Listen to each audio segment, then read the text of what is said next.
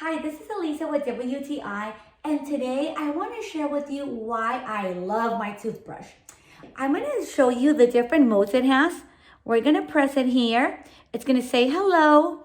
Then it says intense or sensitive, or it reads tongue clean, daily clean, and whitening, or gum care, or intense.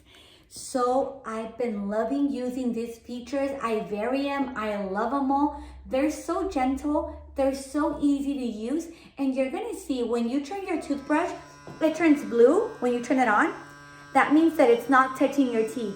Once it touches your teeth, if it's too hard, it's going to indicate with a red light that you should maybe not be so aggressive. Then when it's a green light, that means you're doing it just right. It's so practical. I love it. And I know you're gonna love it too. It's so easy to charge as well. You just place it here on this little charging device. And it comes with a small container so you can bring it with you when traveling. Pretty practical. And this is just my point of view.